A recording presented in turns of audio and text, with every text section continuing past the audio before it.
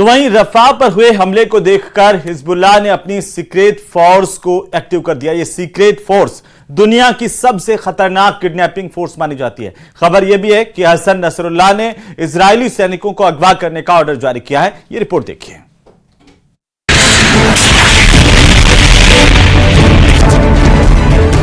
Hezbollah ने एक बार फिर ईरान की मिसाइल से इजराइल का टैंक फोड़ डाला।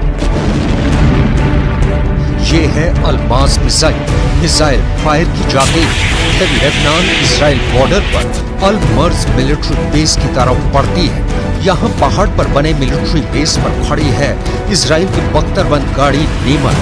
मिसाइल अचानक अपनी ऊंचाई बढ़ाती है, टारगेट को पहचान लिया जाता है। इसके बाद नेमर बख्तरबंद गाड़ी पर टॉप एंगल अटैक के लिए तैयार हो जाती है। सटीक निशाने के साथ टारगेट खत्म कर दिया जाता है। लेकिन इस मिसाइल से भी खतरनाक प्लान पर हिजबुल्लाह ने काम शुरू कर दिया है। नसरल्लाह ने बनाया है प्लान 2006।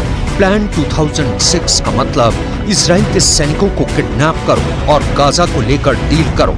नसरल्लाह इजराइल को बड़ा खतरनाक सरप्राइज देना चाहता है। प्लान 2006 में इजराइल के सैनिकों को किडनैप करना चाहता है हिजबुल्लाह और उसके टारगेट पर है इजराइल की हे हारिम ब्रिगेड, जिसे सीरिया और लेबनान बॉर्डर पर पहाड़ी इलाकों में तैनात किया गया है। इसलिए नसरल्लाह का ये सरप्राइज लेबनान इजराइल बॉर्डर पर मिल सकता है, जहां एक तरफ है हिजबुल्लाह और दूसरी तरफ है इजराइल की सेना, यानी उसकी हे हारिम brigade.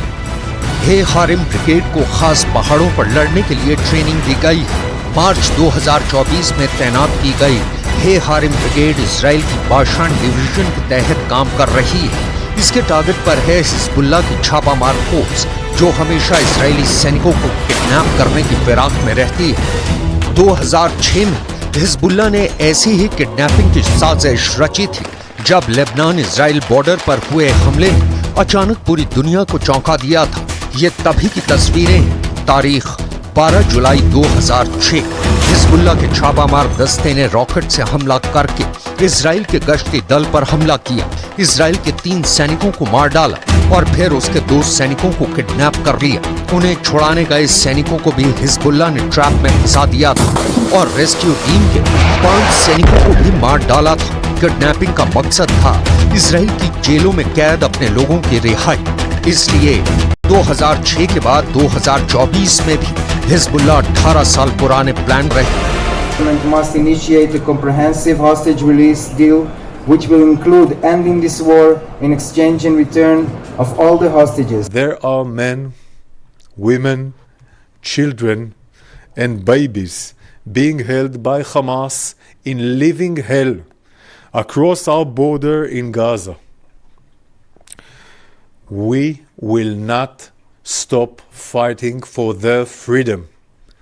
Every decent country in the world would do the same. क्या नेतन्याहू नसरल्लाह के प्लान 2006 से डर जाएंगे या शिकार खुद बनेगा शिकार? मतलब क्या हिजबुल्लाह चीफ हसन नसरल्लाह को भी किडनैप किया जा सकता है? गाजा, इजराइल और लेबनान का बॉर्डर इस वक्त बहुत एक्टिव है। इजराइल और हिजबुल्लाह लगातार एक दूसरे पर हमला कर रहे हैं और अब डर ये है कि हिजबुल्लाह 2006 वाले प्लान को दोहराएगा। 2006 में हुई किडनैपिंग के दौरान इजराइल और हिजबुल्लाह के बीच युद्ध भी हुआ था, जिसमें दोनों तरफ बड़ा नुकसान हुआ। 2006 में हिजबुल्लाह और इजराइल के बीच 34 दिन तक युद्ध चला था। तब इजराइल के 121 सैनिकों को मिलाकर 160 लोग मारे गए, जबकि हिजबुल्लाह के 250 लड़ाकों समेत लेबनान के 1200 लोगों की मौत हुई थी। यह युद्ध संयुक्त राष्ट्र के दखल के बाद सीज फायर के साथ खत्म हुआ और इजराइल को लेबनान से पीछे हटना पड़ा था। वैसे सवाल ये भी है, क्या इजराइल हसन नसरल्लाह को खत्म करने की तैयारी कर रहा है?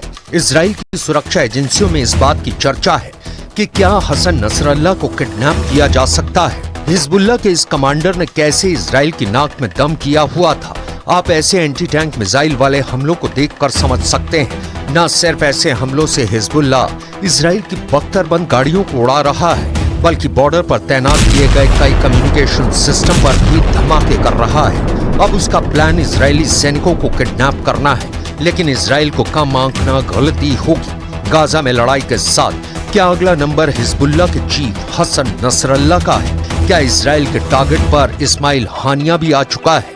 क्या इसराइल ने अब एक के बाद एक अपने दुश्मनों को मारना शुरू कर दिया है? करीब 8 महीने से पूरा पश्चिम एशिया एक बड़े युद्ध की चौखट पर बैठा हुआ है। अगर गाजा पट्टी इसराइल की बमबारी में खंडहर बनता जा रहा है, तो उत्तर में इसराइल और लेबनान के बॉर्डर पर मौत का खेल चल रहा है। अब सबका फोकस हिजबुल्लाह के कमांडर हसन नसरल्लाह पर है। हसन नसरल्लाह का हेडक्वार्टर लेबनान की राजधानी बेरूत में है। बेरूत में दाहिया नाम का इलाका है, जो हिजबुल्लाह का सबसे मजबूत गढ़ माना जाता है। बताया जाता है कि यहीं पर करीब 150 फीट गहरा बंकर है और यहीं 2006 से हिजबुल्लाह चीफ हसन नसरल्लाह का घर है।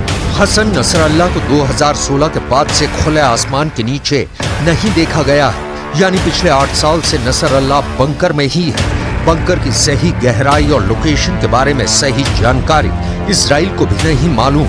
आखिरी बार 2016 में हसन नसरल्लाह को पब्लिक के बीच देखा गया था। हसन नसरल्लाह का पब्लिक के बीच आना अचानक होता है। इसके बारे में उसके सुरक्षा कर्मियों को भी आखिरी पलों में बताया जाता है। हसन नसरल्लाह के साथ बंकर में 19 सुरक्षा कर्मी हमेशा मौजूद रहते हैं। लेकिन हसन नसरल्लाह को अगर इजराइल टारगेट बनाने में कामयाब रहा तो समझ लीजिए ईरान को भी बहुत बड़ा झटका लगेगा। वैसे नेतन्याहू भी यही चाहते हैं, लेकिन उनकी ये ख्वाहिश अब पश्चिम एशिया को बारूद के ढेर पर बैठा चुकी है। रईसी की जान जा चुकी है। ईरान अब भी इजराइल को शक की निगाह से देख रहा है। वहीं गाजा में जिस तरह की बमबारी हो रही है, उसने पूरी दुनिया को जैसे सख्ते में ला दिया है। हजारों बच्चों की मौत को लेकर इजराइल इस वक्त कटघरे में है और नेतन्याहू अपनी जनता के बीच भी बुरी तरह घिर चुके हैं।